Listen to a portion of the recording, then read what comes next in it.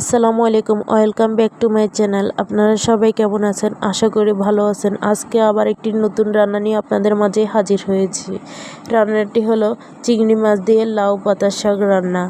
দেখতে যতটা সুন্দর, খেতেও ততটা সুন্দর। বাঙালিরা খুব শখ করে এই লাউ পাতাগুলা রান্না করে খায়। আজকে এই রান্নাটি আপনাদের মাঝে শেয়ার করব। একটি পাতিলে একটি বড় সাইজের পেঁয়াজ আর 2 চামচ রসুন বাটা দিয়ে প্রথমে ভেজে নেব। এরপরে এতে আমি হলুদ, লবণ আর মরিচের গুঁড়া অ্যাড করে নেব। পাতা তরকারি রান্নাতে বাড়তি কোনো মশলা লাগে না। মশলাগুলো কষানো হয়ে গেলে আমি এখানে মসুরির ডাল দিয়ে কিছুটা সময় নিয়ে ডালগুলোকেও ভেজে নেব। এরপর এতে আমি অল্প কিছু পরিমাণ চিংড়ি মাছ অ্যাড করে নেব। চিংড়ি মাছ মশলা ডালগুলোকে ভালো করে সিদ্ধ হয়ে গেলে এখানে আমি কিছু লাউ পাতার ডাঁটা আলাদা করে কেটে নিয়েছি। এই ডাঁটাগুলোর সাথে আলু দিয়ে রান্না করব। এই ডাঁটাগুলোকে খুব ভালোভাবে কষিয়ে নিতে হবে যেন খুব ভালোভাবে সিদ্ধ হয়ে যায়। পাতাগুলোকে পরে দিতে হবে। পাতাগুলি ডাঁটার সাথে একসাথে দিতে গেলে দেখা যাবে ডাঁটাগুলো সিদ্ধ হবে না এবং পাতাগুলো বেশি সিদ্ধ হয়ে যাবে। লাউ পাতা বেশি সিদ্ধ হলে তিতো লাগে।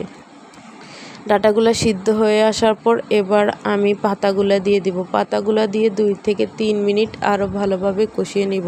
যারা আমার চ্যানেলে নতুন আছেন অবশ্যই চ্যানেলটিকে সাবস্ক্রাইব করবেন। আরও নতুন নতুন ভিডিও পেতে পাশে থাকা বেল আইকনটি বাজিয়ে নেবেন।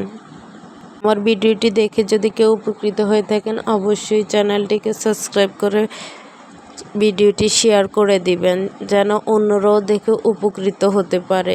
এইবার বাকি চিংড়ি মাছগুলা আমি অ্যাড করে নেব। এগুলো খুব ভালোভাবে কষানো হয়ে গেলে আমি 2 কাপ পরিমাণ গরম পানি দিয়ে দিব। পাতা তরকারিতে বেশি পরিমাণ ঝোল দেওয়া যায় না, সেই জন্য অল্প করে পানি দিতে হবে। দেখুন তরকারিটা কত সুন্দর কালার হয়ে এসেছে। খুব সহজভাবে এই রান্নাটি করা যায়, বাড়তি মশলার প্রয়োজন পড়ে না। আপনারা আপনাদের ফ্লেভারের জন্য এখানে 2 থেকে 3টা কাঁচামরিচ অ্যাড করে দিতে পারেন। আমি এখানে 2 থেকে 3টা কাঁচামরিচ অ্যাড করে দিয়েছি। দেখুন রান্নাটি কত সুন্দর হয়েছে। দেখতে যতটা সুন্দর হয়েছে খেতে ঠিক ততটাই। দুপুরে গরম ভাতের সাথে শীতের শুরুতে এই তরকারি না খেলে তো নাই হয়। কেউ মিস করবেন না। অবশ্যই চেষ্টা করবেন রান্নাটি ঠিক আমার মতো করেই রান্না করার জন্য। সবাই ভালো থাকবেন, সুস্থ থাকবেন। আর যারা আমার চ্যানেলে নতুন আছেন অবশ্যই চ্যানেলটিকে সাবস্ক্রাইব করে পাশে থাকা বেল আইকনটি বাজিয়ে রাখবেন। আল্লাহ হাফেজ।